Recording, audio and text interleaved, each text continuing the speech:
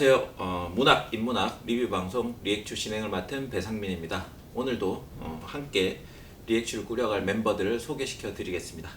먼저 사회평론가 박권일 선생님. 안녕하십니까. 네, 최근에 책을 내고 2세를 팔았다고 합니다. 한국의 능력주의. 네. 그 다음에 책을 내신 지 오래되신 문학평론가 심진경 선생님. 안녕하세요. 지금까지 1세도 못 팔았다고 합니다. 저도 마찬가지입니다. 마지막으로 책을 안 내신 문학평론가 박인선 선생님. 이게 위계가 있네요. 여기에도 능력주의 사회답게 이건 한국의 능력주의. 서열아, 이게 다 등급이야. 이게 등급순이야 지금. 아무튼 반갑습니다. 박인성입니다. 인사만 해주셔야죠. 자, 이번 리뷰는 소년이 온다, 그 다음에 맨부커상 수상작이죠. 채식주의자 등의 작품으로 잘 알려진 한강 작가의 신작 작별하지 않는다입니다.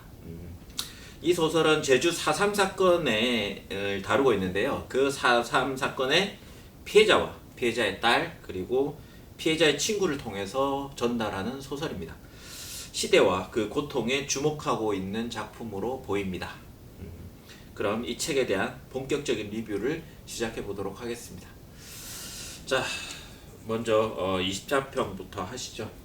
먼저 이 책을 추천하신 심진경 선생님부터. 네. 저는 자기 연민에 압도된 고통, 역사적 고통. 그러니까 뭐 이 소설이, 그러니까 한강 소설이 이제 약간 저 같은 경우는 어떤 순간에는 그 소설의 어떤 섬세함이랄까? 그 묘사의 섬세함? 예를 들면 그 전에 썼던 노랑 무늬 영원인가? 아무튼 그 중편 소설이 있는데, 그러니까 거기도 작가가 주인공인데 아무튼 우연한 사고로 이렇게 손을 움직일 수 없게 된 그런 그 작가의 고통을 다룬 소설이거든요. 근데 거기에서 자기의 이제 움직이지 않는 이 손을 이렇게 햇빛에 비춰보는 장면이 있어요. 근데 이게 너무나 마치 그 나비의 날개처럼 그런 투명한 그러한 손에 대한 묘사들이 정말 너무 이렇게 좀 뭐랄까 마치 내 손이 움직이지 않는 것 같은 그런 느낌, 그리고 뭔가 햇빛에 비춰보면 내 손도 그럴 것 같은 그런 어떤 느낌을 줘요. 그래서 그 소설의 어떤 한 순간 좀 독자들을 이렇게 끌어당긴다고 해야 되나? 약간 늪같이? 그래서 약간 그런 식의 갑자기 순간적으로 동일시되고 공감하게 되는 그러한 힘이 있어요. 이 작가의 이 언어가 가지는 그런 힘이 있는데, 근데 다른 한편으로는 그게 좀 약간 그러한 작가적 힘을 이렇게 이제 빠지지 못하게 만드는 그러한 순간은 바로 굉장한 이런 일종의 자기 연민적인 그런 언어거든요. 그리고 여기는 특히나 이게 작가가 서술자잖아요. 그렇기 때문에 이게, 그리고 앞부분에 이 상황 설정 자체가 작가의 지난 몇 년간의 상황을 요약한 것 같은 그런 이제 그 설정이 되어 있거든요. 그래서 이게 너무 이제 이 한강이라는 작가, 물론 자기를 이렇게 허구화했겠지만 너무 이제 그 작가와 약간 동일시되고 있는 그런 상황에서 이런 자기 고통에서부터 이제 시작을 하니까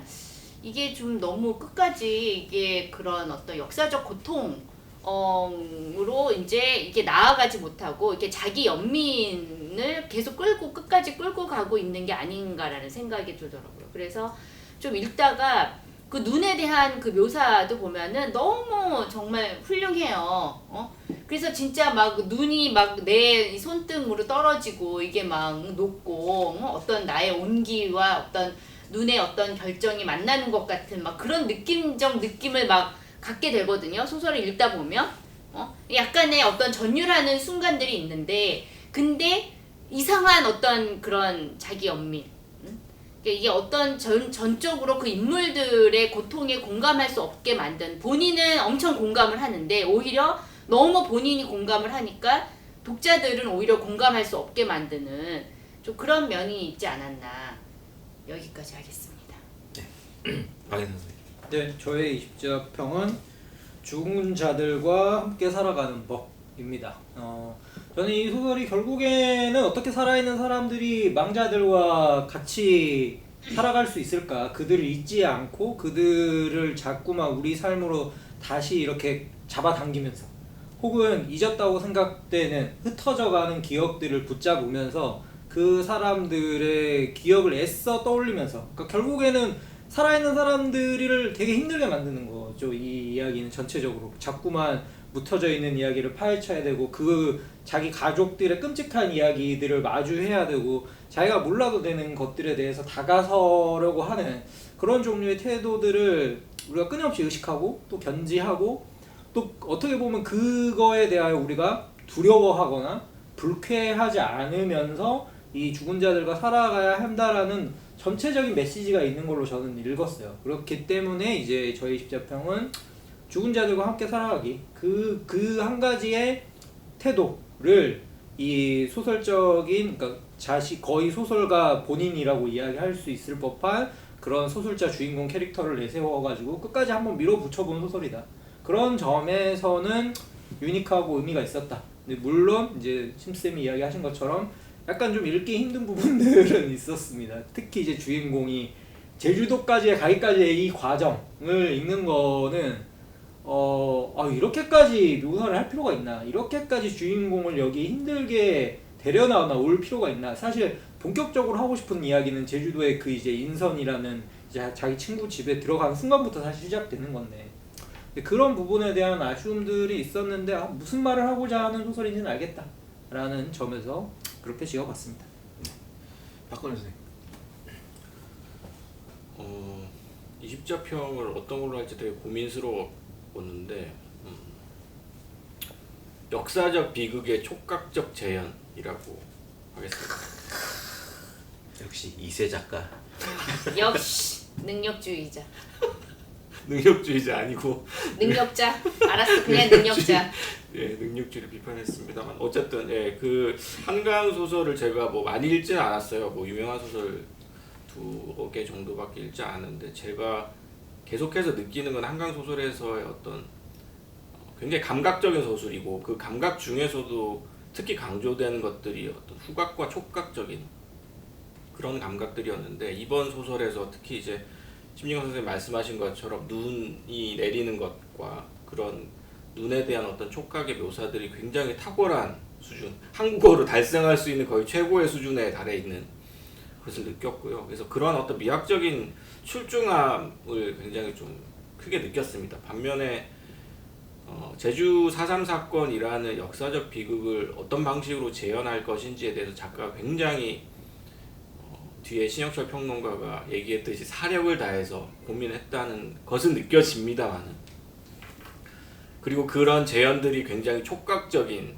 굉장히 미학적인 성취를 이루고 있다는 것도 느껴집니다만은, 그 제주 4.3 사건이 이 광주에 대한 어떤 고통을 잠재적으로 안고 있는 서술자 혹은 작가와 어떻게 만나는지에 대해서는 생각보다 설득력 있게 그려지지 못했다. 그래서 저 역시도 읽으면서 이 사실 한국 사회가 지방마다 혹은 지역마다 이 민간인 학살 사건들이 다 있거든요. 여기에도 나오듯이 뭐 대구 경산 지역에도 있고, 제주에도 있고, 광주에도 있고, 또 잘 알려지지 않았지만 강원도의 탄광 그런 곳에도 굉장히 좀 끔찍한 민간인에 대한 그 국가의 학살, 이런 것들이 굉장히 많습니다. 그런 학살 사건들을 어떻게 우리가 기억하고 서로 또 이어갈 수 있는가에 대한 그런 고민들을 좀 환기해 줄 수 있다는 점에서 이 소설에 기대하는 바가 많았었는데, 글쎄요, 저는 그게 성공적으로 좀 연결되지 않았다. 그래서 촉각적으로 잘 재현되어 있지만 우리가 어떤 공통적으로 그런 어떤 기억에 닿고 기억들끼리 연결시켜서 다시금 그거를 역사적 비극을 다시 한번 생각해 볼 수 있게끔 하는 데까지는 좀 이르지 못하지 않았나 하는 좀 아쉬움, 이런 게 있었습니다. 그 이야기를 들어보니까 세 분 다 좀 이 소설의 묘사, 그다음에 이 소설이 그려내고 있는 감각들에 대해서는 다 동의를 하시고 또 칭찬을 하시는 것 같은데, 내용이나 형식에 대해서는 조금 하실 이야기들이 있는 것처럼 보입니다. 네, 그러면 다음 질문에서 본격적으로 소설 내적인 이야기를 한번 진행해 보도록 하겠습니다. 네.